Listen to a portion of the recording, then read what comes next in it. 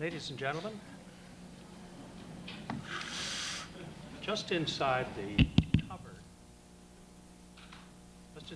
cover of the book that has been prepared for your edification this afternoon, you will find short biographies of the lives and times of your speakers. And I'm going to ask you to look at the Honorable Willard Z. Estey's biography, which some of you have probably already done. It summarizes the astonishing career and accomplishments of this man. Luckily for me, as you will notice if you read it carefully, he was my Chief Justice. But in the course of his rush to the top, he had time only to fly in from the Ontario Court of Appeal, stay briefly, accomplish much, and fly off to the Supreme Court of Canada. But in that brief time, I learned something about Estey that reminded me of a story I was told of a young boy who was taken by his father to be introduced to the then President of the United States, Teddy Roosevelt. And Teddy put the young boy on his knee and said in a fatherly fashion, "Well now, my boy, what do you propose to do in life?" "Well," said the poor child, I haven't really sorted that out yet, Mr. President." "Well," said Teddy, "don't worry about that. Whatever you do, do it strong." I don't think Bud was the young boy sitting on Teddy Roosevelt's lap. He didn't need the advice. Believe me, this astonishing list of accomplishments is a result of doing everything strong. We are very fortunate to have him here today. I'll give you one more bit of testimony about him, and that is he had to be talked into it. I told him I was going to introduce him in a very lengthy and flowery fashion. He said, "That's great because I haven't got much to say." John Laskin then came up and said, "Your 10 rules of advocacy are still the greatest thing ever said on the subject." And Bud said, "Which 10? "Why," said John, "it was a paper. You gave a paper." "Oh," said Bud, "I couldn't find that paper. Now I remember. I gave it to your father's library." So to look it up, he had to go to the library. Anyway, here we have him. Watch closely and listen carefully. Sir. You're unlucky. It's turned on. Well, this late in the day, one has to have a lot of nerve to trot out any kind of a subject, especially after I've looked over the galaxy of talent that's been orating at you all day long, particularly one as hackneyed as counsel to anything, let alone an administrative tribunal. But before you get into that gory area of the law, you have to realize there's something fundamentally different about an administrative tribunal from any other judicial animal. And I found a great commentary on that from a great Canadian, expatriate Canadian, John Kenneth Galbraith, who in his book, The Great Crash, he said, regulatory bodies, like the people who comprise them, have a marked life cycle. In youth, they are vigorous, aggressive, evangelistic, and even intolerant. Later, they mellow, and in old age, after a matter of 10 or 15 years, they become, with some exceptions, either an arm of the industry they are regulating or senile. And I underwrite the whole of that. First of all, you have to know something about an administrative tribunal's heritage in order to harness it to your needs, or more importantly, to your client's needs. That means you have to have a nodding acquaintance with their history. And the history is quite simple.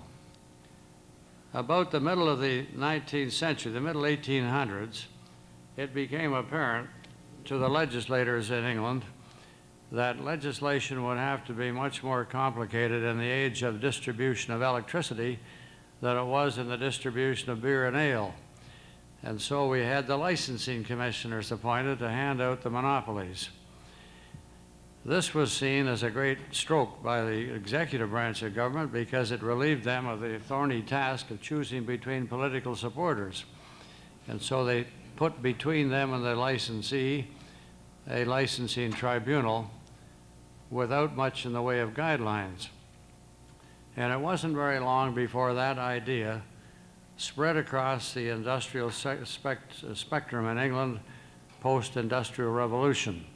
And so we saw regulatory statutes enacted by delegating the job to an administrative agency in electricity, as I have mentioned, transportation, the building of railroads, the building of highways, zoning, and on and on and on. There was one flaw in the whole thing. It worked great as a lightning rod or a shock absorber, but the difficulty was, there were two difficulties really, as you see it as a lawyer. One of them was that the administrative agency thereby created was a split personality. One day they're adjudicating between claimants, much like a court, but without the paraphernalia and without the common law, just with a parent statute. And the next day they're making regulations applicable not to one person or one licensee, but to the community interested in this endeavor. And so the third problem arose. The rivalry which sprang up instantly between those new animals and the courts. And the courts were justifiably nervous as the protector of the rights of the community to see that these tribunals stayed within the law. And so a judge who was shot into immortality by discovering the writ of certiorari, one Williams J., who never was reported again after Hodgkinson, Fernie and Hodgkinson. And of course the upper courts always go to school on the labors of the lower court. It was glorified into a principle of law in a bedrock case, Rex and the Electricity Commissioners, you'll remember, in 1911. And that broadened out the ancient prerogative writs of certiorari, prohibition, and mandamus, and they thereby lassoed and corralled these new ranch range animals called administrative tribunal on the doctrine simply stated, thou shalt not violate the statute which established you. They then glorified that in later years with the principle that no person is above the law. And finally it came to roost in the Nicholson case in the judgment of the Supreme Court by Chief Justice Laskin, in which the doctrine of fairness became the bedrock principle for the review of all manner of determination of rights, but particularly in the administrative arena. And so you have, when you come into this boardroom for your hearing, not a court and not a committee of the legislature, you got one of each. The next characteristic, and the one most important of all, is that for a long time, and once in a while still, those boards are, you can't say manned anymore, you can't work out personed, staffed, filled by people who bring to the contest knowledge. Now, you'll remember that the judge is presumed to be deaf, dumb, and stupid, and he comes to the court knowing nothing about anything relating to this case or any of the people in it. And the jury was the same, and you remember Mark Twain said, we have a marvelous juristic system except for one thing.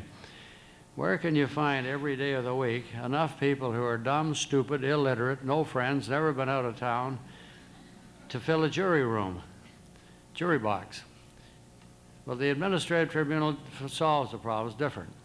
They bring technology and sociological information with them, and this is evident in places like the CRTC, the workers' compensation, the professional licensing boards and bodies.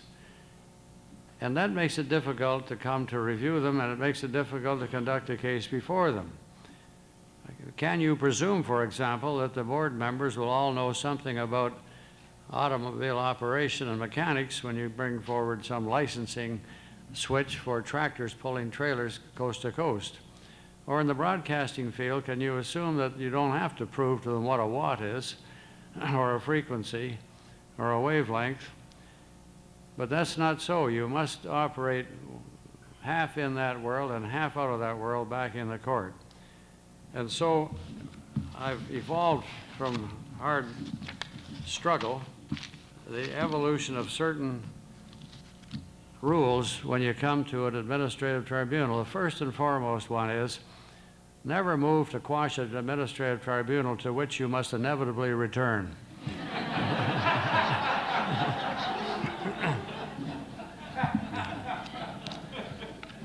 The second rule is, apropos of that one, that you must, unlike a court, you must build your case in the long shot chance that this board will be wrong and you will want to do something about it. So therefore, you not only must demonstrate the worth of your applicant's position, but you also must do it in a way that, if possible, you build a record which you can review judicially within the statute or within certiorari, whichever province you're in, or Section 18 and 28 of the Federal Court Act if you've got a federal tribunal on your hands.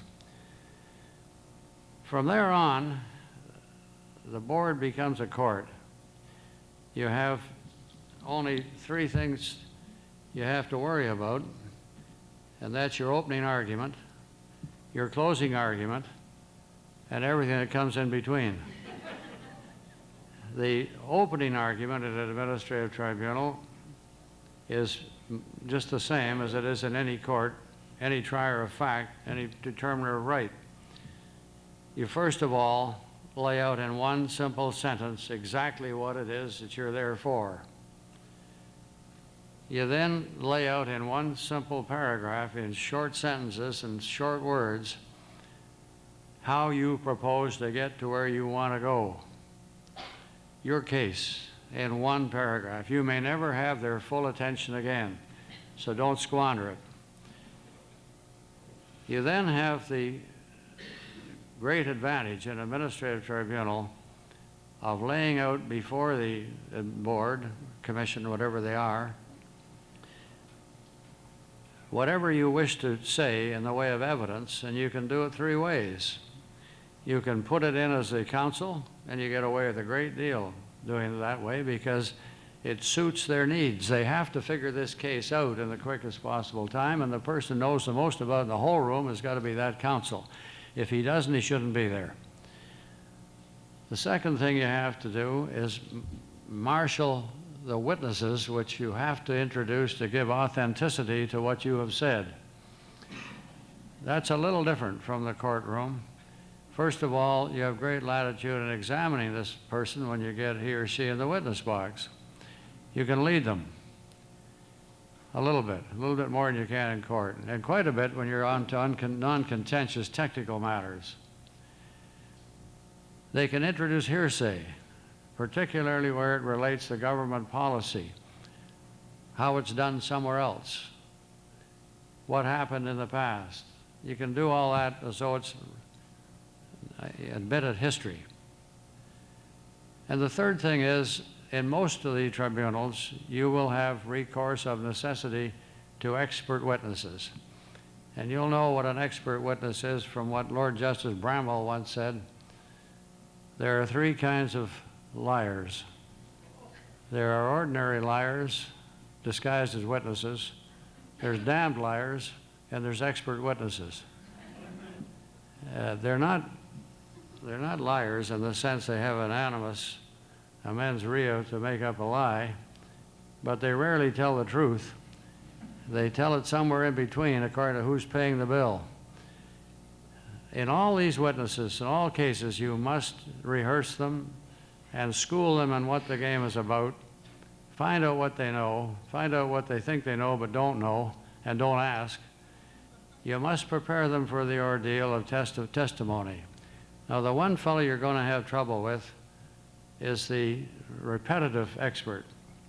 A person who lives in the admissible board or some board that has, like the CRTC, has a technological spectrum you must live in. The fellow who's a professional expert witness is very difficult to handle because he delivers a monologue, and no matter what you ask him, you get whatever he's ready in his preset monologue. And the trouble with that is spontaneity and truth seem to be hand in hand most of the time. And when you get a droning monologue, you don't believe him half the time, and then the other half you're trying not to believe him because you don't like him. So that kind of a witness is tough to handle. But an expert witness has to be drilled just like a lay witness. He or she has to know there are time limits to patience, attention span, and understanding of terminology. And they have to be taught what they can't say. They're not here to tell the board how to make their decision or what decision they have to make. That's their decision. They're there to give them the technical background, and that's a tough thing to do in lay language sometimes. And so you've got your witnesses all lined up. You've had your opening argument. You go through the hearing, and you come to cross-examination. Now, cross-examination you have to discuss fairly carefully because there's a lot of mythology about it, and it's important. As a matter of fact, in my humble experience, that is the most important part of court life and administrative law as well. It is absolutely the most important. It is the easiest, it's the most fun, but if you make the mistakes, it's the most painful because you're going to lose. Now, what you do in cross-examination, regardless of what anybody tells you, you lay it out in advance. Not mot-a-mot, but assess every opposing witness and decide what he can bring to the game that will help you and ask him. You will be able to prove things you can't otherwise prove from your own resources. You must also know the witness's weaknesses. Somehow your client will tell you what there is to know about the lay witnesses, the experts. You'll have to bone up on it yourself. So you prepare cross-examination according to several things. One of them is to pull out of that witness what you need to win. Avoid what he's strong on and what he will win if he can make the judge, the board, believe it. From there on, it's the same as in the courtroom. You never, ever let a witness ramble around.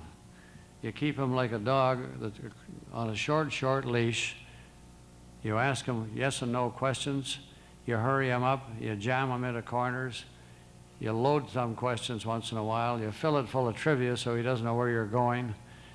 And when you get a gem out of him, an answer that's going to hurt in the long run, an argument, don't revisit the scene of that. He may qualify it somehow. Stay off that one.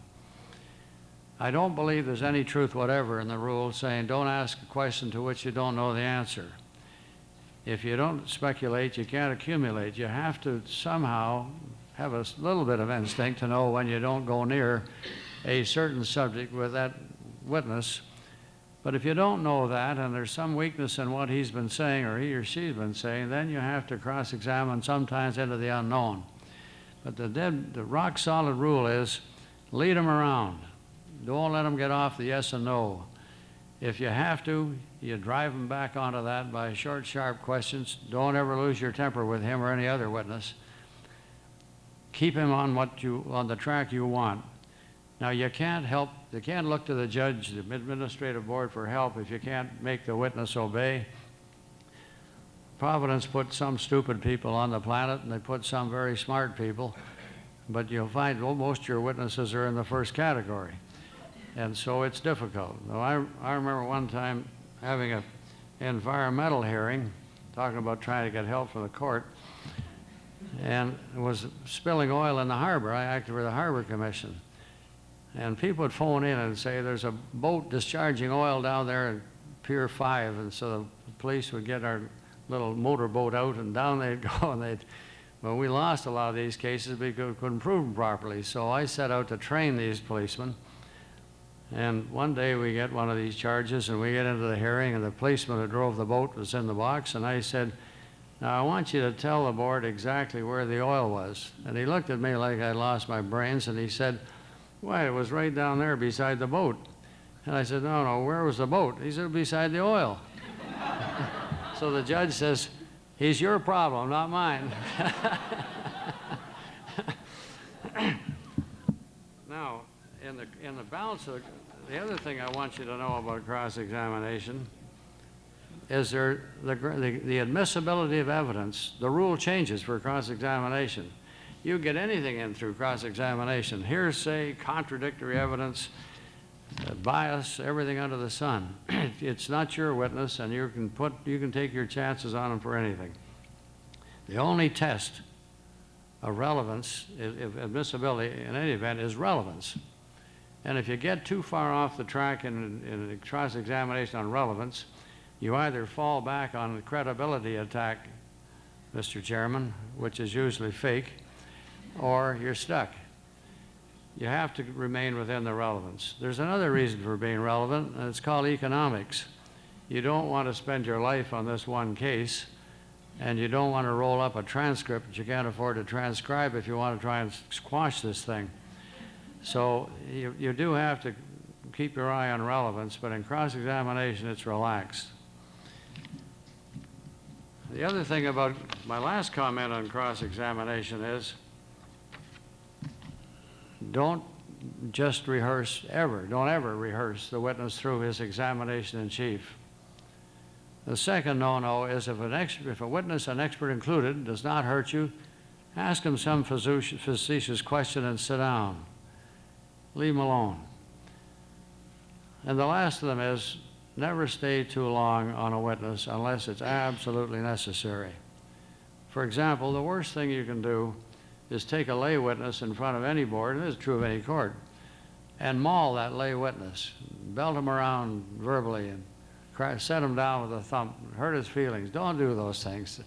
The first thing you know, this witness becomes the hero of the administrative board. They like that little lady or a little fellow down there, and this guy's the bully. So vary the examination with the target. And that's true also in cross-examination, that you generally. You must learn to change your tactics as you go. Don't go like that general in the First World War who only knew one thing, that's to holler, charge. You have to learn as you go what this witness is like and where his soft spots are, or her soft spots, and if they have a good memory or a bad memory, if they can be backed off a position, or are they stubborn. You have to change your style, you have to change your technique. That is far more important in administrative law than it is in a court. Well, so much for all that. We then come down to the question of your general demeanor in administrative law.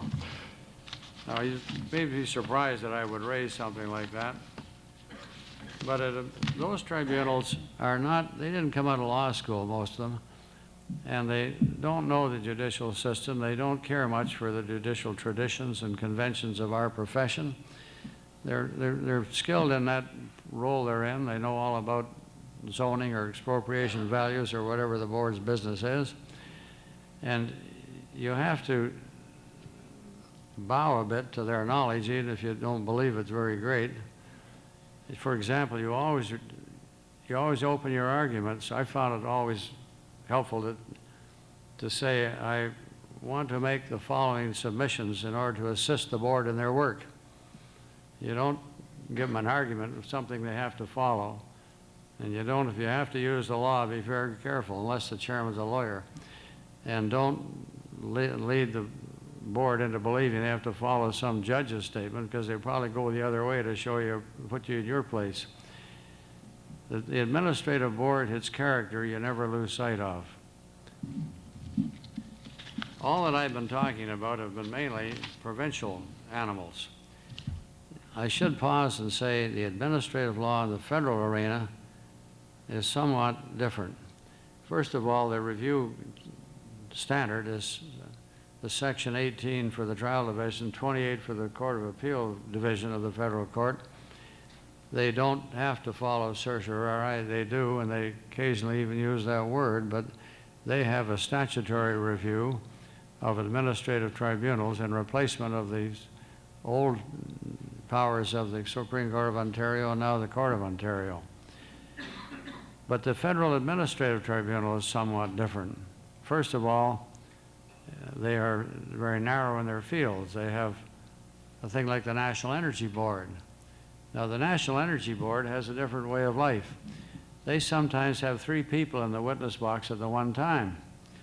And sometimes when the question is put to the 3 people, they confer amongst themselves, a bunch of muttering, and then they tell you what the answer is. A designated hitter tells you what the answer is. And sometimes they've got some moccasin telegraph where they know that A is going to answer that question and B is going to catch 2 questions later, and then they divide the field up. Well, you can imagine what trying to cross-examine 3 people in the witness box is like, but you have to do it. It's like cross-examining a fellow through an interpreter. You know very well that the interpreter's telling what the answer is. He's not translating. But you're stuck with the way it goes. In the federal field, you have a thing like the CRTC, and again, is very different. They will not allow cross-examination except where there's a cancellation of license or loss of property right, and there's a strict adversarial scene. Ordinarily, they don't promote the adversarial concept one bit. No cross-examination, no answering the other applicant for the license if you're a competitor for it. And you put your case forward as though you're in front of a committee of the House of Commons or the Senate. It is more of a legislative arena. And that being so, you got to be careful. The legislative arena allows anything to go. They can go out and find out what they want to know themselves without consulting the applicant for whatever. And they don't have to have a right of fair hearing, their reply, or a right to ask questions. They don't, they're a law to themselves. The commission, the CRTC, is half of a legislative body. And the danger of that is now before our courts in a big way, but it's always been there, and that is, what do you do with a board who hears all the evidence as though they're going to listen and follow, but in fact, they're going to go back into their chambers and they'll have a meeting with their staff and they'll review the whole thing and they'll get the staff giving them new information and new authorities. What do you do about that? Of course, it's against the Charter of Rights, but you can't prove it. But I had an experience one time where that happened, and this body, a board, held a private hearing, is what it amounted to, in the absence of counsel and parties, in the presence of the staff and all the members of the board. 7 of them have heard this case, and they took a transcript of this thing, and they decided that they needed more information. They sent the board counsel out to get the information. They came back and they went at it again. They have a transcript of that too.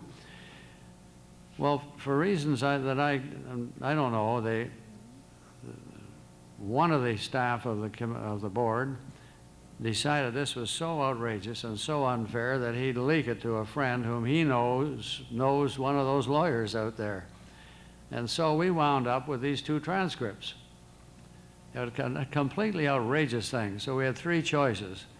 We could sue the members of the board, claim damages for loss of opportunity to acquire a right from which we could earn profit, or we could move to quash it, but then we're stuck with the same board because the federal court or the Court of Ontario, they can't change the constituency of the board.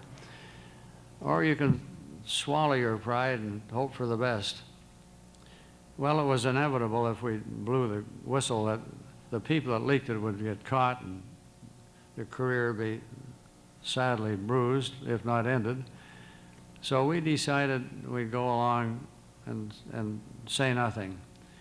And sure enough, the board came down with an order which had some of the elements which we could see in the transcript were introduced by their staff, but they were favorable to me, so I silently congratulated them.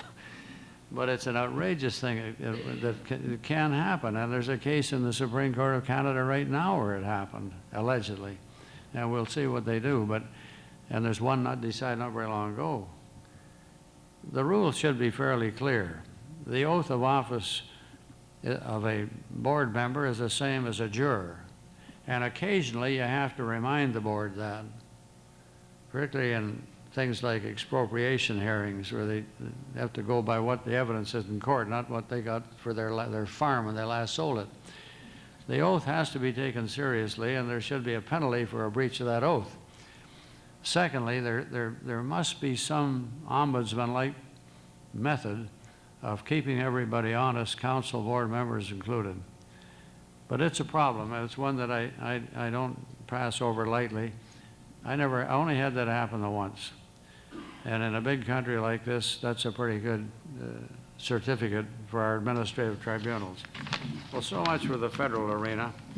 In the essence, it's about the same on the technique of how you go about things in cross-examination. And that takes me to the final argument. Of course, the final argument, as I've said, is always delivered in the guise of trying to be helpful to the board and discharge their solemn problems.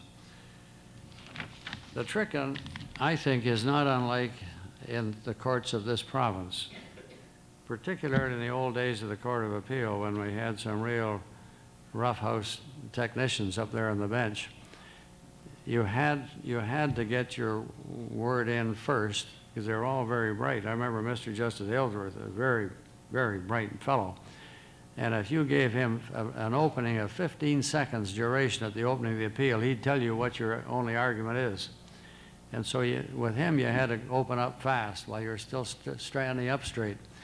When you came to your argument, you have to start it, if you can get away with it, the minute the evidence ends.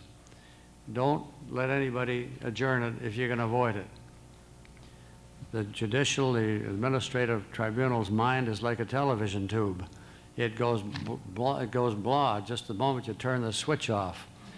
And you can't reconstruct the picture. And that you got to get your argument in, particularly a long administrative process. Start right in at it and say, I have a short argument, I have an easy solution to this difficult problem, and it's as follows, and you give them that one sentence again.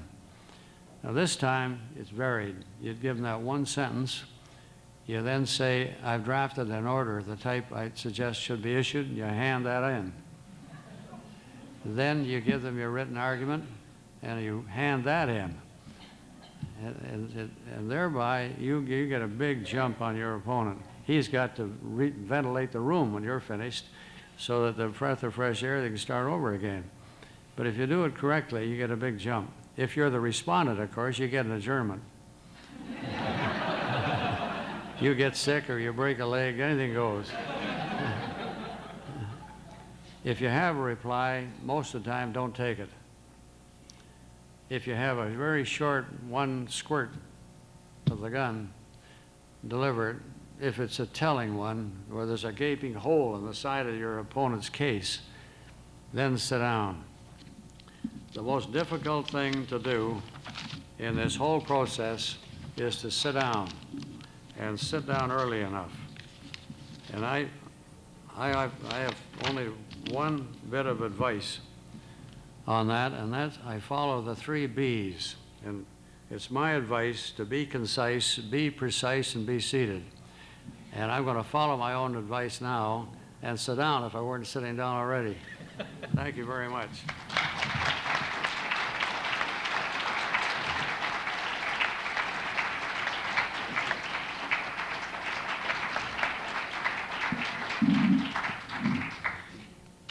He's not just a hard act to follow. Nobody can follow it.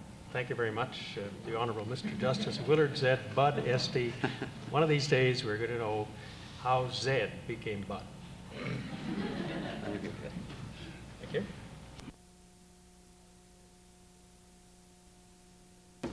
Thank you very much. Hope you can see these overheads. You've just heard about how administrative tribunals are unusual animals. Well, if they're unusual, independent counsel are odd creatures indeed. There's no other entity in legal proceedings quite like it, at least in Canada. So what are these odd animals or creatures? First of all, I think that we should define them as being independent of the parties. Independent legal counsel must be distinct from the parties, including the portion of the regulator who is prosecuting the case. Secondly, independent counsel are retained by the tribunal.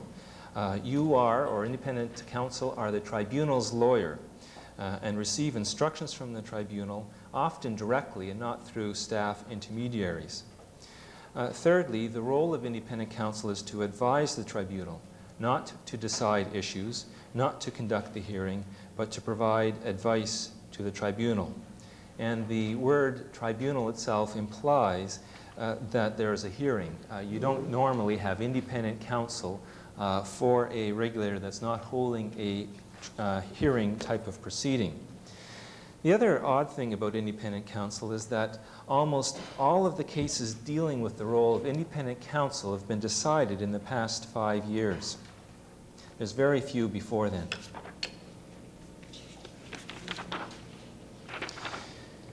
So how can we summarize the role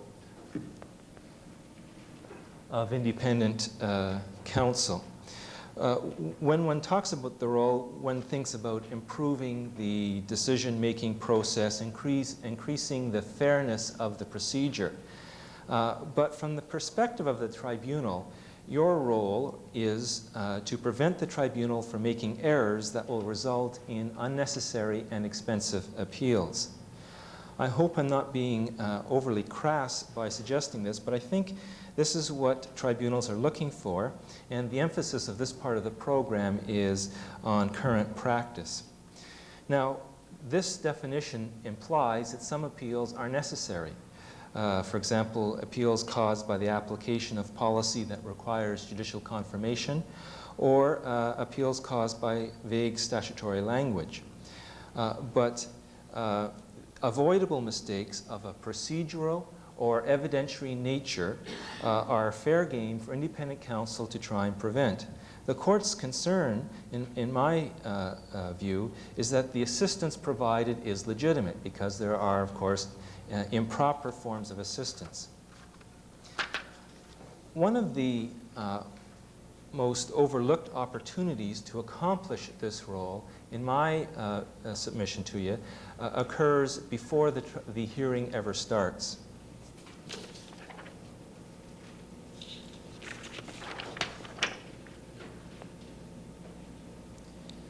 Orientation of the tribunal.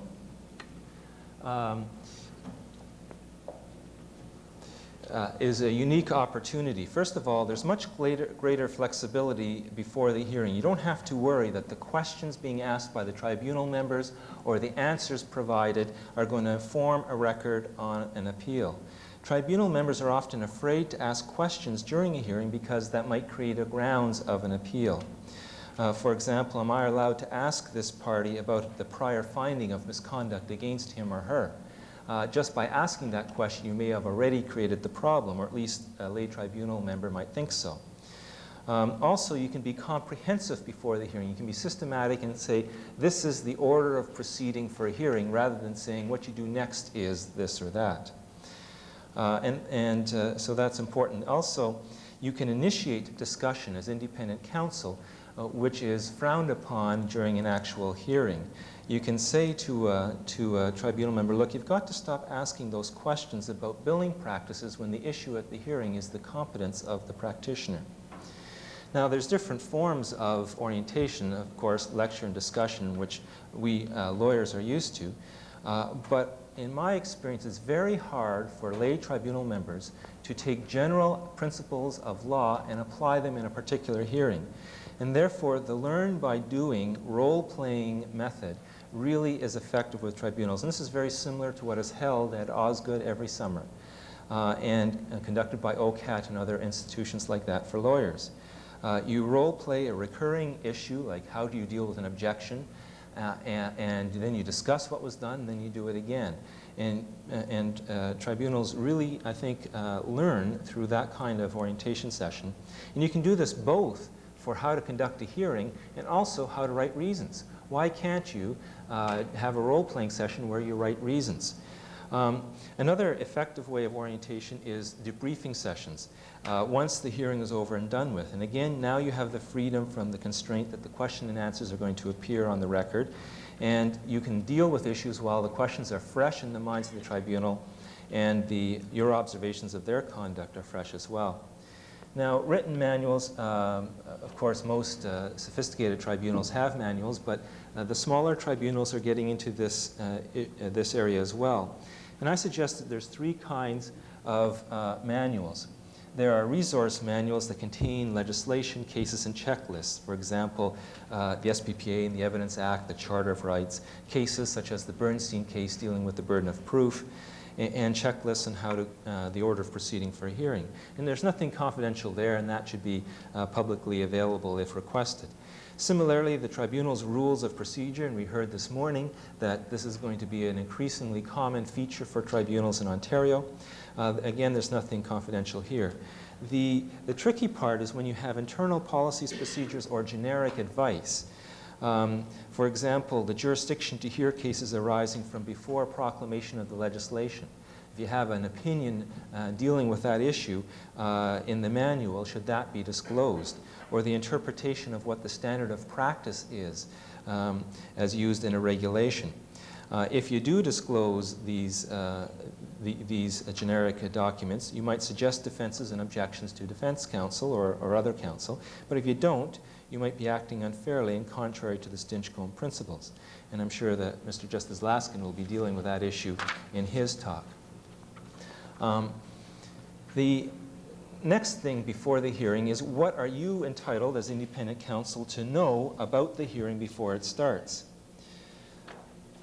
Obviously, you're entitled to know what the tribunal is allowed to know. And so at a minimum, you should determine the identity of the parties and their counsel to see if a conflict of interest or an appearance of bias might exist.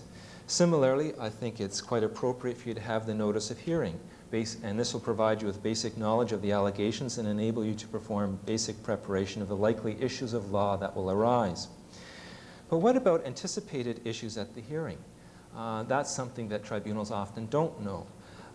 When I'm acting in this role, I often call up counsel for the parties, introduce myself to them, and explain my role, because sometimes counsel haven't had the experience of independent legal counsel before. And then I ask if they anticipate any procedural or evidentiary issues are going to arise at the hearing. And I think that there's nothing improper in that. And I do this on the basis that I will not discuss these conversations with the tribunal before the hearing. And my retainer is on the basis that I'll only discuss with the tribunal what is appropriate information for them to have. And because I think when you're acting as lawyer for the tribunal, you're not acting as an advocate in the sense that you must disclose everything to your client. And also you can advise new counsel about usual procedures at the hearing. And this is important. If there's a new counsel who's appearing and they want to bring a preliminary objection, should they do that in writing before the hearing starts or orally at the morning that the hearing commences? And that's an important thing for them to know. The other issue to address before the hearing, if at all possible, are bias issues. And here we've had some cases that deal with it. The concern of the courts is that counsel must really be independent or neutral, as is implied by the definition of the phrase independent counsel. What you don't want is counsel that's connected with one of the parties. Now, the test on bias isn't precisely, has not been precisely defined by the cases yet, but it is a form of reasonable apprehension of bias. It is not a form of the unalterably made-up mind test that has developed more recently. And two recent cases that have dealt with this are listed here. The Hatterian Brethren case is a 1993 decision of the Alberta Court of Appeal. This was a development case in which the municipality had opposed the development and had aided the objectors. Then the municipality's lawyer and engineer acted as independent counsel or advisors to the tribunal hearing the appeal. The court held that there was an appearance of bias here. The issue was though, appearance of bias of the tribunal, not of the counselor. So independent counsel isn't biased. It is the fact that independent counsel's connection makes the tribunal appear to be biased. And the test they talked about was the reasonably informed bystander might well conclude that the decision has been influenced by the connection of independent counsel. The second case is the Mitchell case, a 1994 decision of the Manitoba Queen's Bench, which was just recently affirmed by their Court of Appeal. And this was an accountant's discipline case. And tribunal's counsel was a partner of the complainant. So there was a complainant in the case, it was a discipline case. The tribunal's counsel was a partner of the complainant's lawyer. In addition, the tribunal's counsel, the independent counsel, was a former partner of the prosecutor. And the prosecutor had been a part of the law firm at the time that the original incident had occurred. The court held that counsel's connection to the other lawyers created an appearance of bias, and they used an even more stringent test. They used the reasonable suspicion of bias raised in the minds of others.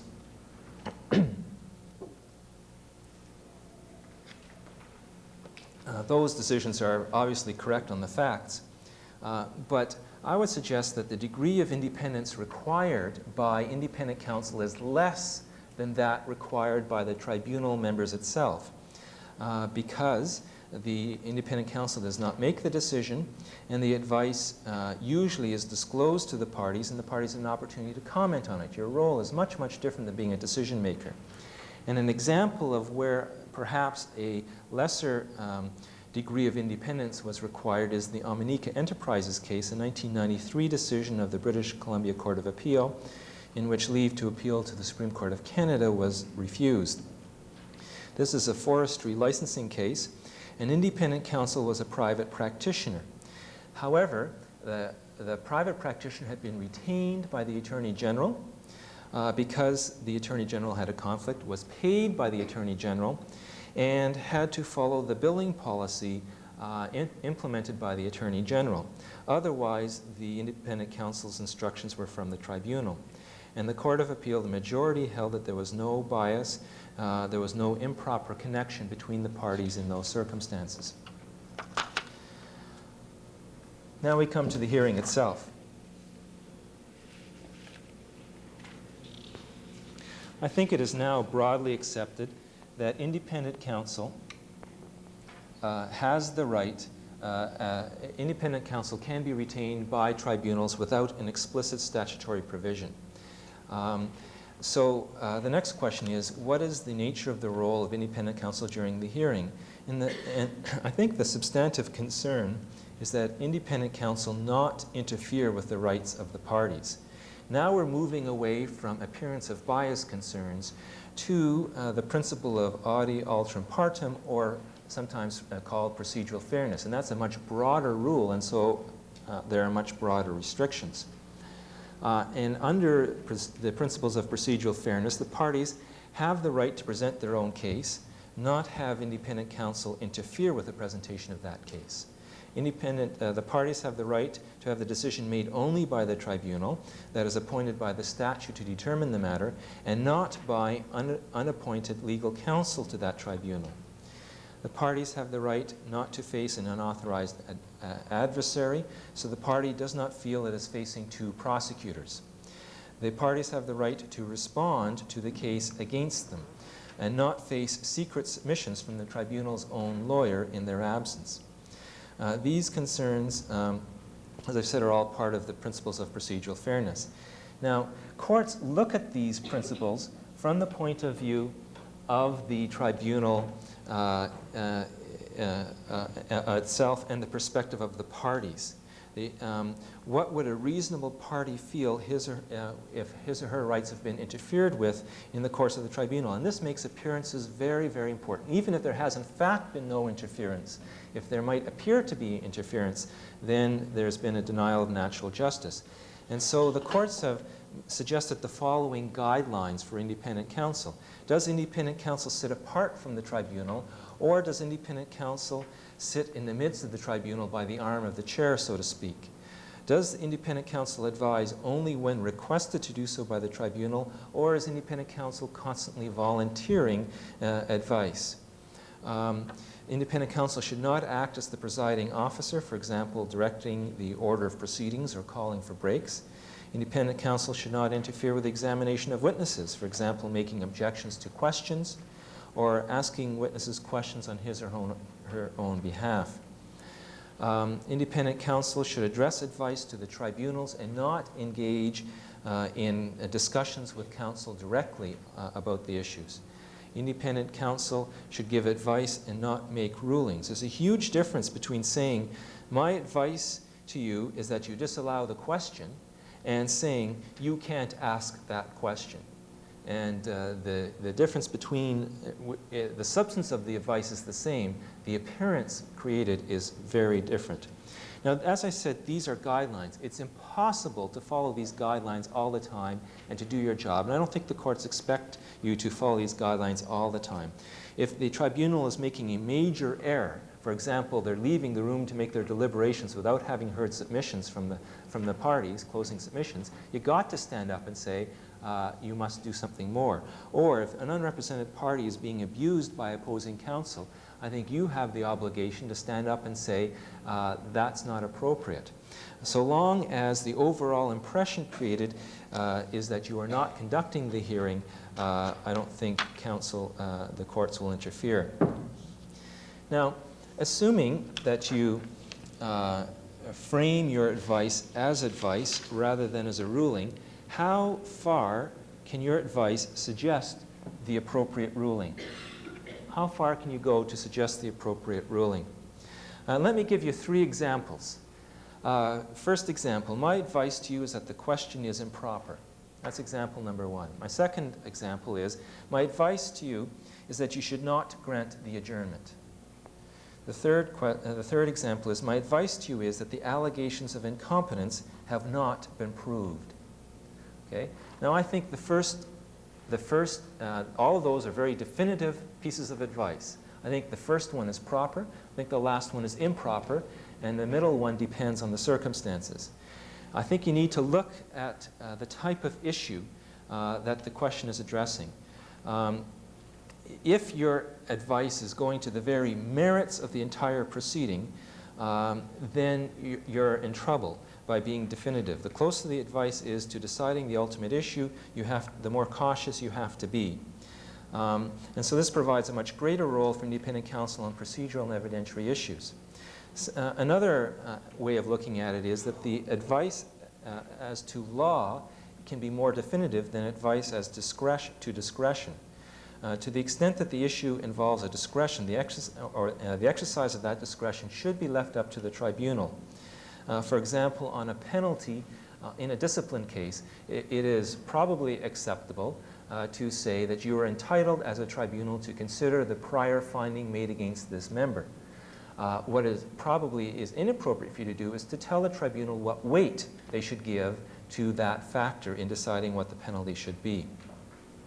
Now, this is a very difficult area, and there really aren't any cases on it, or hardly any cases. I cited the 2 that I'm aware of. But the approach, I think, taken by most practitioners in this area is as follows, that state clear matters of law definitively. Don't pussyfoot around if the answer is clear. If the refusal of the adjournment would amount to a denial of natural justice for a party, I think you're entitled in that circumstance to say so. If you refuse this adjournment, the party will have a right to an appeal. However, when you're getting into discretionary issues, generally it is more appropriate to state the applicable legal principles and factors that may be taken into account so that the tribunal may know what their options are, so that they may know what factors they can and cannot consider, and so that they know what the legal concerns are. When you get to, if you do, however, provide definitive advice on a discretionary matter, I think you should conclude your advice by saying, but the matter is up to you. And that may be enough to save you. Now, another issue is, may you cite additional authorities in the giving of your advice? And I think most counsel who practice in this area believe that it's quite appropriate to cite cases that have not been cited by the counsel if they're directly on point, or to cite applicable statutory provisions. However, most counsel will ensure that the parties have an opportunity to comment on those authorities. Another issue that arises is, should independent counsel act as a mediator to the proceeding, to cajole and persuade the parties to compromise and reach an agreement that will often form a neat way of getting the tribunal out of a tight spot.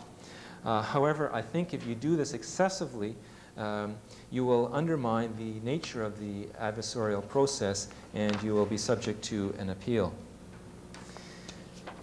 The next issue to address about advice during the hearing is the form of the advice to the tribunal. Must the parties be present when the advice is given? Excuse me. And courts are literally all over the map on this one.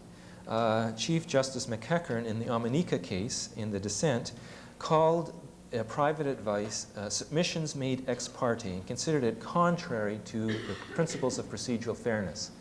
On the other coast, in the Newfoundland Supreme Court in the Jackman case, said private advice is during deliberations even of the ultimate decision is perfectly acceptable. And not only that, it need not be disclosed to the parties because there is a solicitor-client privilege applying to that advice.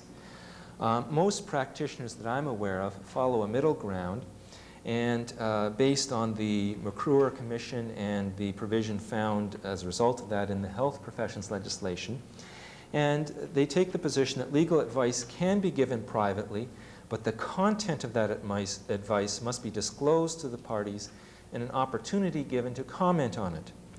Now, often it's just plainly more efficient to give the advice on the record in front of everyone, and then you can get the comments right away. However, for example, if a question comes up during the break and it's not very controversial, I see no reason why the advice cannot be given in private based on the current law. For example, if a member of the tribunal must leave and the tribunal asks you, do we still have a quorum? And the answer is obvious. You say, yes, you still have a quorum. Then you would go during the break to the parties and say, this is what they asked me, this is what I told them. If you want to make submissions, let's do it when we resume from the break. And on the current state of the law, that's acceptable. Another aspect of the tribunal's role, the independent counsel's role during the hearing is the final address to the tribunal. And this is a habit of some tribunals, and I think it can be a good one if it's done right. For example, it could include a systematic review of the issues. You might be able to tell the tribunal, and most of my comments are directed towards lay tribunals, because they're the ones that most often retain independent legal counsel. There's 3 issues that have been raised in this hearing for you to decide, and here they are. You could remind the tribunal of basic principles because often the lawyers assume the tribunal knows about it, and many lay tribunals need reminding. For example, the proper burden of proof, or a reminder that they can only decide the issues that have been alleged in the notice of hearing or raised in the notice of hearing. I think excuse me, that you can properly identify the issues of agreement and disagreement between the parties. This will simplify things for the tribunal.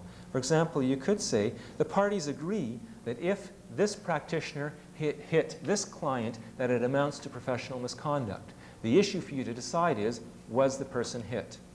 And that kind of advice, I think, is completely appropriate. Advice on legal issues mentioned during closing argument, for example, legal defenses or presumptions in law, may not have been addressed before. For example, the effect of a party not testifying is an issue that often arises for the first time in closing argument, and you'll get conflicting submissions on it, and you can assist the tribunal on that. And you can also assist them in the process for making the decision. First, you've got to decide whether the event occurred, then you have to decide whether that event is contrary to the definition of professional misconduct.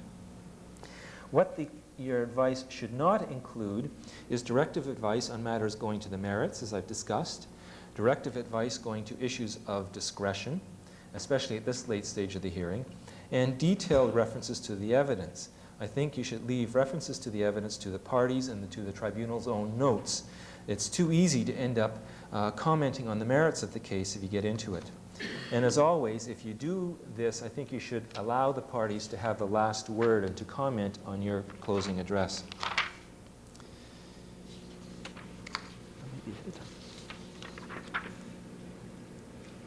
Role after the hearing. We've spend a lot of time actually on this issue today. And I'm going to try and approach it from the perspective of the current practice. And the leading case is Conn versus College of Physicians and Surgeons of Ontario, a 1992 decision of the Ontario Court of Appeal. And the Court of Appeal in that case said the following principles apply to the writing of reasons. Parties are entitled to know the true reasons for the decision, not that of a third party. Secondly, the parties have a right to an appeal that is not impaired by counsel's involvement. The right of appeal should not be illusory. The independent counsel should not be appeal-proofing the reasons.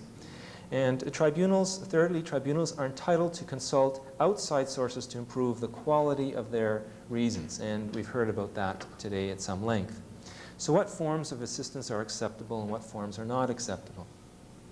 Clearly, editing for grammar and style is acceptable, and enhancing references to the evidence is acceptable. For example, suggesting additional references to a particular point or questioning an erroneous reference to the evidence. And the vast majority of advice on the reasons, I think, would fall in those two categories. Perhaps more questionably from counsel could be the following kinds of assistance. Informing tribunal of previous inconsistent decisions. Other members of the tribunal are allowed to do that, so can independent counsel do it? They probably can, but I think prudent independent counsel bend over backwards if they're going to refer to a case to do so before the tribunal retires so that the parties can comment on it. This is the kind of thing you should be raising in your final address to the tribunal. You should not be dealing with it, if at all possible, during the deliberations. And also the raising of policy implications of the reasons. This is, I think, quite controversial from the perspective of independent counsel. Let me give you an example of where it might be considered. A penalty, tribunals discussing a penalty. Excuse me.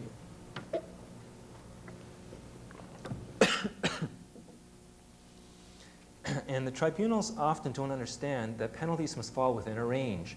And so if the range of penalties for a particular case has been, say, 4 to 6 months, and they're proposing a 2-week suspension, I think it's fair to alert the tribunal that they may be altering the range of penalties, and that in the future this might affect the kinds of decisions that they'll be able to render. I have a real problem in that area, though, about giving that kind of advice without notifying the parties. The next issue is the method of giving that assistance. And I think this is really important because this will keep everyone out of trouble. And generally, I follow a very conservative approach to keep myself and my clients out of trouble. First of all, the first draft should be written solely by the tribunal. Then your comments should be in the form of questions rather than suggested changes. You could say to the tribunal member, can you give me an example from the evidence of why you find this person's evidence to be implausible? Can you give me an example? Or if you could ask, where have you explained why you do not accept the evidence of the defense expert? Or, excuse me, where do you deal with the alibi defense? I think if you do your advice in that form, you are not going to get into trouble. Then the changes should be written by the tribunal itself, not by independent counsel, as this maintains control in the tribunal and also maintains the wording of the tribunal. And then the final draft should be approved by the entire tribunal, or at least the entire portion of the tribunal that is subscribing to that opinion.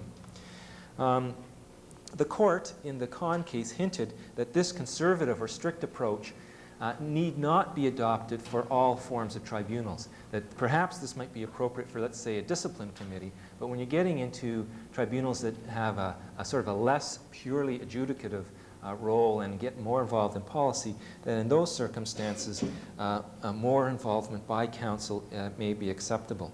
And I've cited some of the immigration cases that have discussed this on page 25 of my paper. And finally, the drafting of the formal order. I suggest to you that a formal order based upon the reasons is a very different creature. It's a clerical exercise, and it is appropriate for independent counsel to draft it. And if you are in doubt, for example, if you're including things that weren't explicitly dealt with in the decision, then certainly you can circulate it to the parties and have them comment on it before it is signed. Time for questions? Well, we've been asking questions this afternoon. Does anyone have any questions of Richard? I think we have a few moments. I don't see a thing. Well, thank you very much, Richard. It's quite interesting.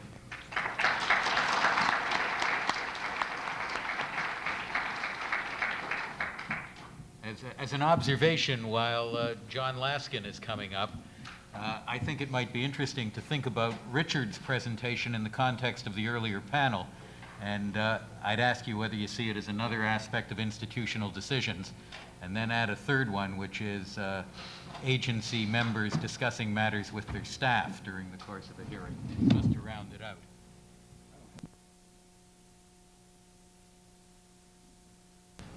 Our final topic of the day is on the flip side of Richard's presentation, which was the role of counsel to the tribunal. This is the role of counsel representing the tribunal. Some might say the role of the prosecutor in an administrative proceeding. And we're very fortunate to have with us today Mr. Justice John Laskin to speak on that topic. Thank you. Thanks very much, Phil. As the last speaker in the day, I do what I can not to try your patience. Just before I start, I should say I'm pleased to be on this program with two colleagues who, when I was in practice, were always on the other side of every case I had, and Richard and Phil. And judging by my one-loss record against them, I think I'd rather be on the program with them than against them. And I'm also pleased to be on this program with Judge Reed. I always think of him as Judge Reed, who I have to tell you that certainly during my years in practice, the last 20 or so, I personally consider that there was no finer administrative law judge in this province than him. Having said that, my one-loss record in front of him wasn't very good either.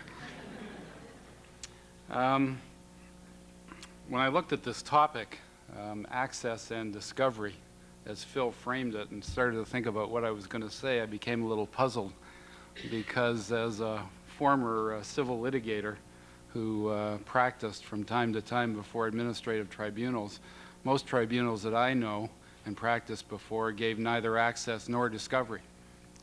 So I have loosely reformulated the title of what I'm about to talk to you about as the disclosure obligations of administrative tribunals, and therefore counsel who prosecute cases for them. And in a sense, although I think it's become a bit of an overused phrase, the application of the principles in the Supreme Court of Canada's judgment in Steinecke to administrative tribunals. So let me begin with 3 or 4 propositions which I think are not controversial, just to set the stage. Proposition number 1 is that the obligation of a tribunal, and therefore the responsibility of its counsel to provide proper disclosure, is one of the elements of procedural fairness or the rules of natural justice. And I, for the purpose of this talk, will use those two terms interchangeably. But obviously, if an affected party has a right to know the case against it and an opportunity to meet that case and put in its own case, then that right and that opportunity are entirely illusory unless you've got proper disclosure. So proper disclosure is a part of procedural fairness, although not always written in that way by some of the text writers in administrative law. The second proposition is that most tribunals, and comes back to what I said a few moments ago, most tribunals, and obviously there are exceptions, but most of them do not have a formal discovery process. Nothing analogous to what we have in civil litigation, and nothing analogous to the preliminary inquiry in criminal proceedings. And it seems to me the absence of a formal discovery process speaks a lot about the need to ensure proper disclosure to the other side at administrative hearings. The judgment of our court in a case called Kootenack, which was actually a criminal case, made the very same point, not in the context of administrative proceedings, but in the context of summary conviction proceedings, where, of course, there's no preliminary inquiry, and therefore, according to our court, an even more heightened obligation on the Crown to make sure of disclosure. So I say to you that the absence of a formal discovery process places a certain responsibility on counsel representing the tribunal to ensure that disclosure is made. Now, obviously, there are some tribunals around these days that do provide some form of interrogatories or discoveries, and the Competition Tribunal, for example, is one of those. The third kind of general proposition I say to you is, and it really goes to the level or content of disclosure, is that in principle, it seems to me that the participants in an administrative hearing should have access in advance of the hearing to all information that may be relevant to the decision the tribunal will eventually make. Now, as you know, as a general proposition, it's hard to quarrel with that. Obviously, the more disclosure you have, the more open your process is, the more acceptable your decision making, arguably the more accurate it is, the more it promotes an early resolution of cases or hearings, and therefore saves the time of the tribunal, and in short, is one of the ways in which tribunals achieve a fair and effective decision making.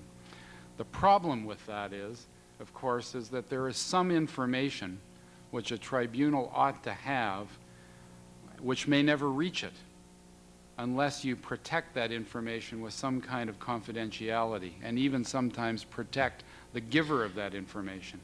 And equally, some information, if disclosed by a tribunal or its counsel, may impair the ongoing work of the tribunal. And that gets to the final proposition, and one that is often stated by our courts, and the Supreme Court of Canada is very fond of saying this, that the requirements of procedural fairness, and I'll say here the requirements of disclosure, are variable and flexible, depending on what kind of proceeding you've got, what kind of tribunal you've got, and significantly, what's the gravity of the consequences for the individual who's affected by the tribunal hearing. And so, at the end of the day, there really is no single standard of disclosure applicable to all administrative tribunals. And one of the principal ways that disclosure obligations will vary is the extent to which we should give effect to, and tribunals should give effect to, claims of confidentiality of information. And so, at the end of the day, tribunal counsel are placed in the position of having to resolve, reconcile competing demands of disclosure and confidentiality to ensure that there are no institutional constraints to the effective operation of the tribunal. All right, all of that is, I think, fairly and terribly general. And one of the problems in this whole area, I think, is it's easy to be general and hard to be specific. And lots of the cases are filled with flowing general statements and really with a dearth of specificity. And so I think it's far harder sometimes to know whether tribunals and their counsel have met disclosure obligations in specific cases than it is to articulate these very fine propositions. And up until a few years ago, there was very little jurisprudence that really helped. And of course, that was all exacerbated by the fact that there was a lack of guidance, I think, in the rules of many tribunals. Many tribunals, in my experience, didn't have rules that dealt with disclosure. So the tribunal counsel didn't know what to give, and counsel representing aggrieved parties didn't know what they were entitled to. And often you were at the whim of an individual prosecutor. If you got a good person who was going to be fair and generous, you got everything. If you got someone who was tough, you got very little. Other times you were at the whim of sort of unwritten practices of tribunals. Now I think some tribunals, more and more tribunals, or at least are articulating rules, disclosure rules. The one that I was most familiar with was the Law Society, because I did a lot of discipline work in front of it. And finally, convocation. Lawyers got around to doing something about this, their ad hoc procedures about 4 or 5 years ago, and convocation passed a directive which for all practical purposes gives complete disclosure to the other side. Of course, the rules themselves have to meet fairness requirements, which, by the way, given the tribunal, may mean more than simply compliance in Ontario with Section 8 of the Statutory Powers Procedure Act, but at least it's better, I think, to know them in advance. Well, that was up until about 1991, and then the Supreme Court of Canada released its judgment in Steinecke, written by Justice Steinecke, which you all know is not an administrative case, but is a criminal case. And not just a criminal case, but a special kind of criminal case, a criminal case in which the proceedings were by way of indictment. And Justice Steinecke decided to discuss at some length the disclosure obligations on the Crown in criminal cases in which the proceedings were by way of indictment. And he made it clear in that case that he wouldn't even be able to be prepared to extend what he said in Steinecke even to other kinds of criminal proceedings. So you have Steinecke coming out in 1991, and just as if nobody's ever read that case other than talk about it, actually Mr. Steinecke was a lawyer. He's a Calgary lawyer who was charged with theft and fraud and breach of trust. And at the preliminary inquiry, his former secretary was called as a witness by the Crown. And unfortunately for the Crown, she gave some evidence that seemed favorable to Mr. Steinecke, her former employer. After that, she gave 2 written statements to the Crown. The Crown got the statements and decided she wasn't credible, didn't like what she was saying, decided it wasn't going to call her as a witness to prove the case. Meanwhile, the defense tried to interview her, and she was having none of that, and she wouldn't be interviewed by the defense. So the defense said to the Crown, we want the 2 witness statements. And the Crown said, you can't have them. I'm not calling her as a witness, and she's not credible. And that's how eventually Steinecke wound its way all the way to the Supreme Court of Canada, and the court ordered that the witness statements be produced. And in the course of doing it, Justice Steinecke fashioned this very broad duty of disclosure of all relevant information in the possession of the Crown, whether it was inculpatory or exculpatory, whether the Crown intended to rely upon it or not. As long as it may assist the accused in the defense of the case, the Crown was obligated to disclose it, subject to 1 or 2 things I'll say in a minute. Well, that was a criminal case, and the result of it has been an absolute spate of disclosure cases in administrative law. And you may ask, how is it that we jumped from criminal law to administrative law in disclosure? And if you read Steinecke, it's very easy to see why. Because many of the principles that Justice Steinecke articulated seem applicable to administrative proceedings. So here's what he said. He said, justice is better served when the element of surprise is eliminated. Well, it's hard to quarrel with that in any kind of proceeding. Then he said, disclosure improves the administration of justice and promotes the efficiency of court proceedings because it promotes early resolution, it saves time, you get guilty pleas, and so on. The failure to disclose, he said, impedes the ability of an accused to make full answer in defense. And he said, the fruits of the investigation, which are in the hands of the Crown, aren't really the Crown's own property.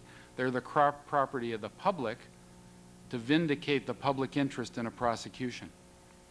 Well, at least the first 3 that I've said, and arguably the 4th, could apply to any number of administrative tribunals.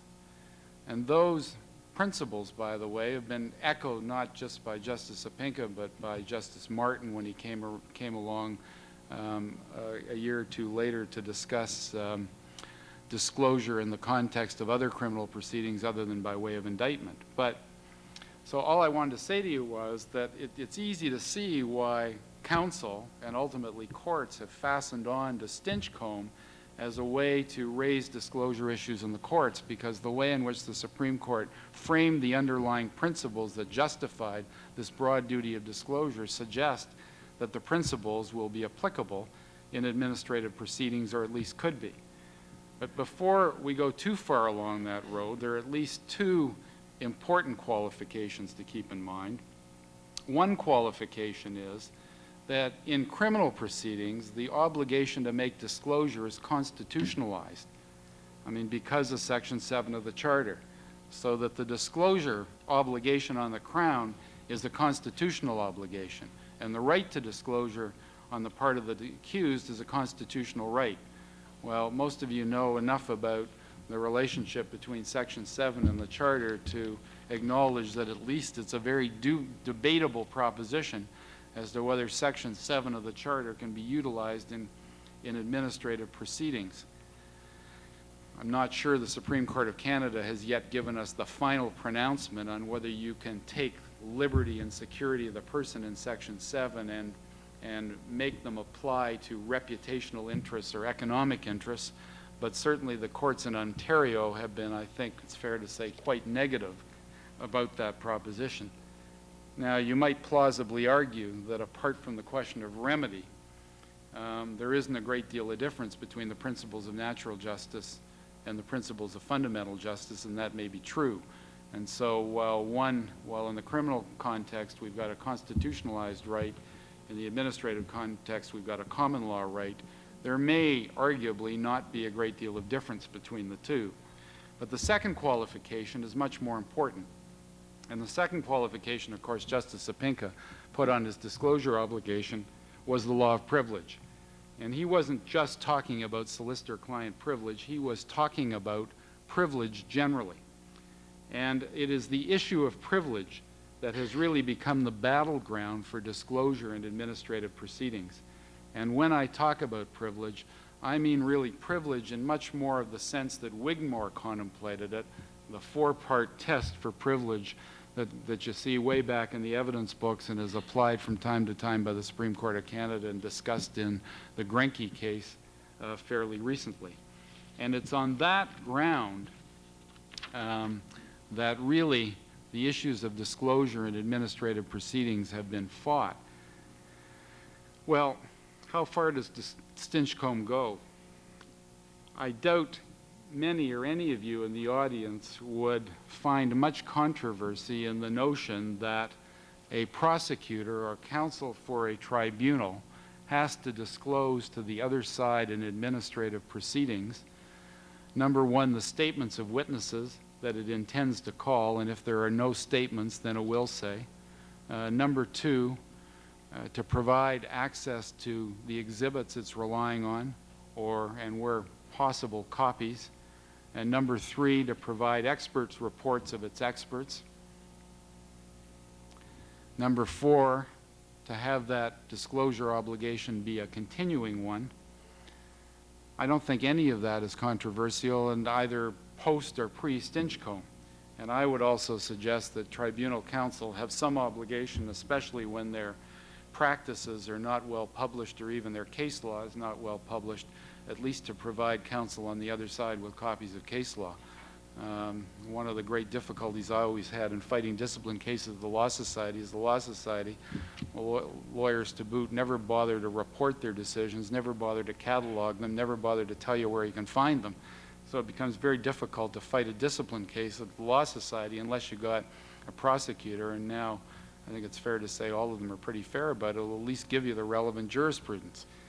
So those are matters, I think, of not controversial matters. The controversial areas, I think, are really threefold. Number one, what the Supreme Court of Canada calls the fruits of the investigation, which I would break down into two subcategories. Number one, information or evidence that's provided by a complainant to a tribunal, maybe in the form of a witness statement, maybe in the form of an oral report, or which an investigator takes down by notes, maybe in the form of documents, may initiate an investigation, may come part way through an investigation. The second thing, the second subcategory, I would say, is that information or reports that are requested by the tribunal itself in the course of its investigation. So I talk about that general kind of information or evidence as fruits of the investigation. And then we've got an overlapping second category, which I would call just generally potentially exculpatory evidence. That is evidence or information in the hands of the tribunal which may assist the respondent or the party affected.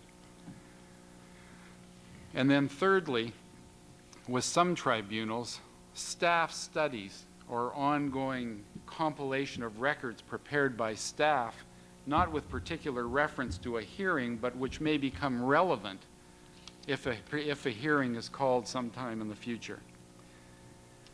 Those, I think, are the kinds of information in which the courts have been grappling with disclosure obligations. And what I'd like to do is just take two kinds of tribunals just by way of example to highlight the differences.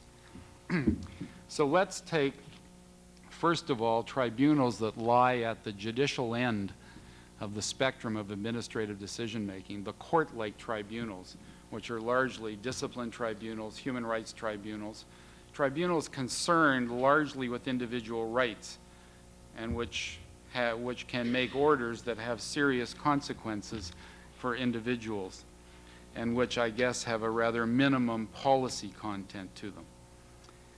It seems to me that courts have tended to be very skeptical of confidentiality claims with these kinds of tribunals, and have really tended to provide for broad disclosure obligations on the part of tribunals. So look at information which I've called fruits of the investigation, evidence gathered by the investigator. Now, the kinds of arguments you hear here are really twofold. The first argument you hear is that if the information is produced to the other side, then and therefore any confidentiality is not given to complainants, then effectively complainants are not going to come forward with the information in the first place. If you can't guarantee, and take the typical human rights complaint, and say it's a sexual harassment complaint, if you can't guarantee that a complainant in a sexual harassment case who comes forward and tells the commission information, if you can't guarantee that that information at the investigation stage is going to be kept confidential, then these people aren't going to come forward and the tribunal isn't going to operate effectively. And worse than that, in some cases, if there's an ongoing employment relationship between the complainant and the respondent, you've got concerns about fear of intimidation, retaliation, and so forth. Well, of course, the other side of the coin is that the respondent will say, unless you give me this information, I can't fairly meet the case against me, and there's serious consequences for me in terms of my reputation, my livelihood, and so on. And what's happened is that the courts, in balancing those competing claims, it seems to me, have come down fairly clearly on the side of disclosure. And perhaps best exemplified by the judgment of the divisional court in House, which I'm sure a lot of you know about, and which leave to appeal to our court was denied. But the divisional court in House upheld the Board of Inquiry order requiring production of all of the fruits of the investigation carried out by the commission. Included notes of the investigators, witness statements that the investigators had taken of complainants and other potential victims, and so on. And at the end of the day, seemed to apply with full force and vigor all of Steinecke, and to reject any notion of privilege based on a Wigmorian concept of confidentiality. In fact, the divisional court even went so far as to analogize the role of commission counsel to the role of the Crown in criminal proceedings, and said that they were both there to vindicate the public interest, and therefore the commission had no better claim to that information than did the public. Well, that's one kind of confidentiality claim. The second kind of confidentiality claim that arises, and this was exemplified, I guess, by the case that reached our court, Howe and the Institute of Chartered Accountants, on which I was on the panel, and our panel disagreed. And that is where the tribunal itself goes out and seeks advice from an expert to help it with its investigation of a potential respondent. And the issue is, at the end of the day, if there's a hearing, is the respondent entitled to the report provided by the expert in the investigation stage? And if the expert is going to be a witness, is it enough for tribunal counsel to give the other side a summary of the report? The tribunal would say, well, unless you are going to preserve confidentiality, there's going to be no candor in the investigation process. There will be no candor on the part of the investigator.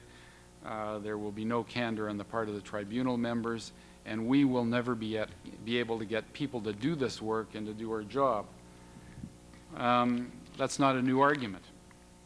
That argument has been made several times before in cases out west, and has generally been unsuccessful on the ground that courts out west haven't seen that producing the report is going to affect candor, and what they have said is that an obligation to produce the report is likely to produce a much fairer, more complete, more accurate report than if the author of it knows that he's shielded by some notion of privilege.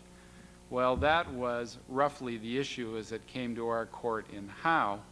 Although Howe was an unusual case, at least it seemed an unusual case to me, because, and I don't here mean any criticism of counsel for the Institute, who I think was following Institute policy, but I, in my experience, don't know of any other professional discipline body that now takes the same position that the Institute took in Howe, which is to refuse to produce an investigation report.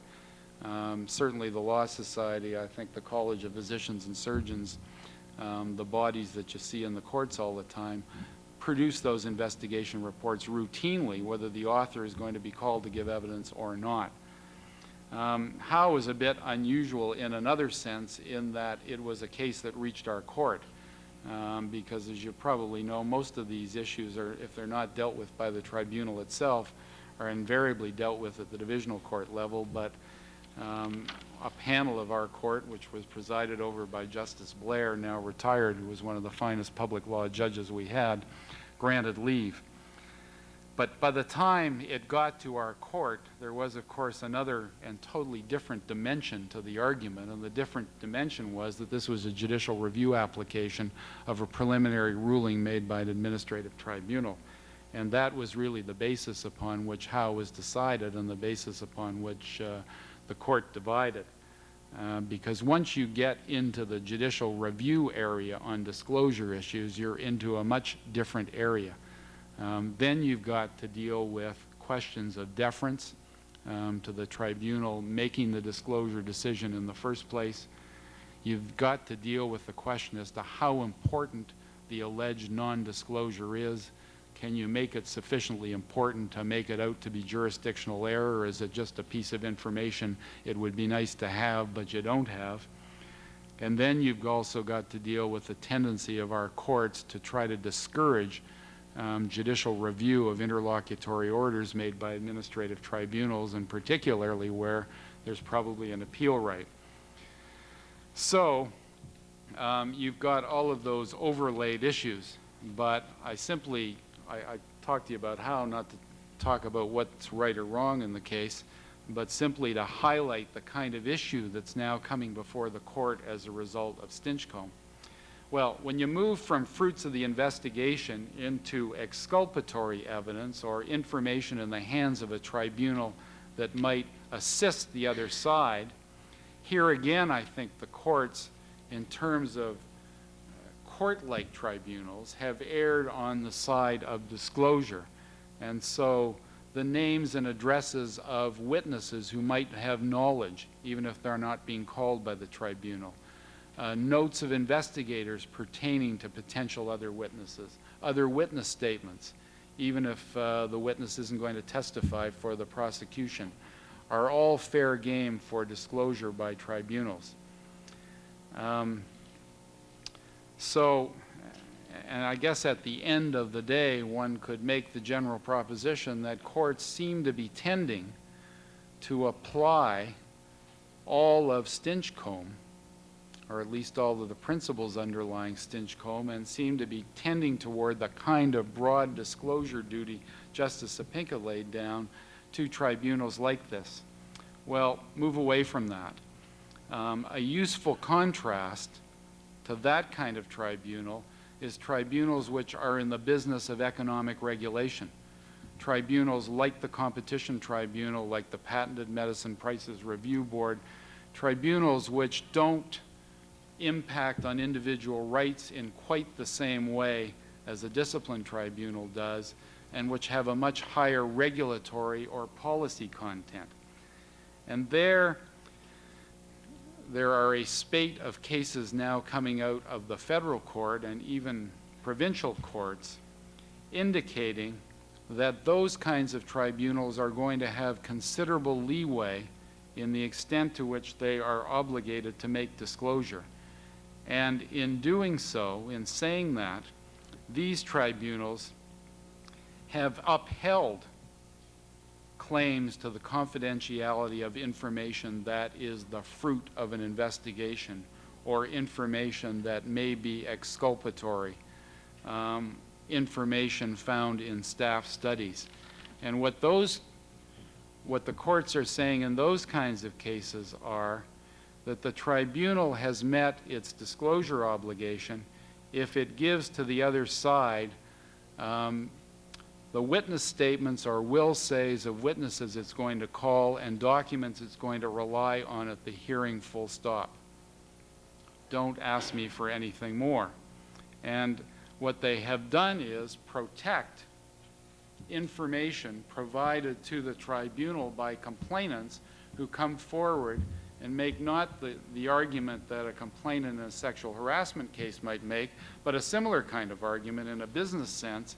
If you disclose this information to the other side, you are destroying my competitive position in the marketplace. This is price-sensitive information.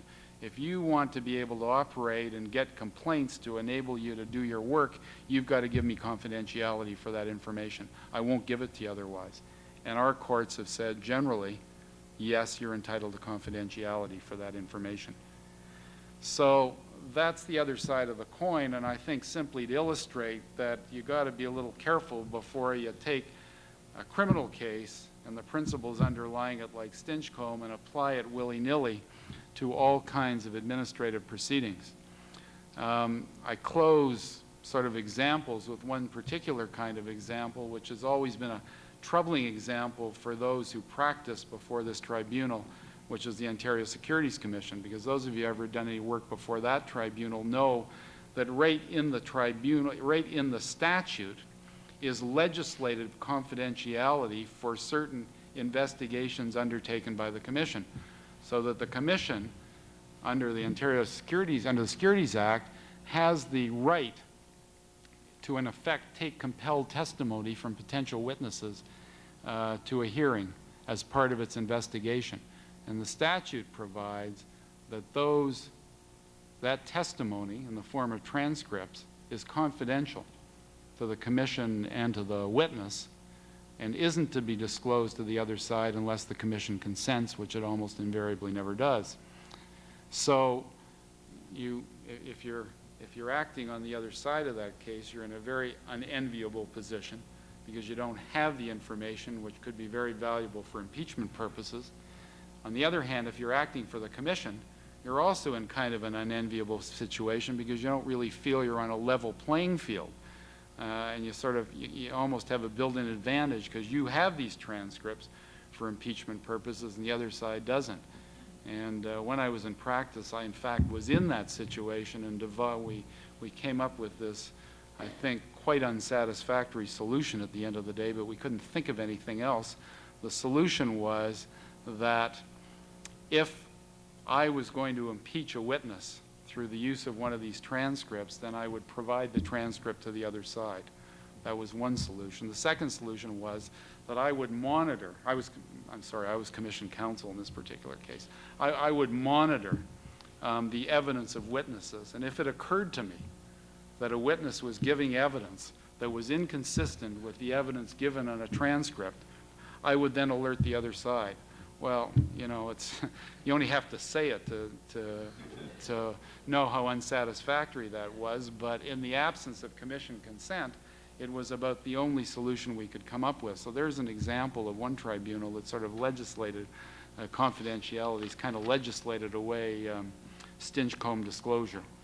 Well, I close simply by saying that I think you will see even more and more this kind of issue come up in our courts, and I expect someday the Supreme Court of Canada is going to take on this issue and write its own Stinchcomb in the context of administrative law proceedings. So thank you very much for your attention at the end of this day.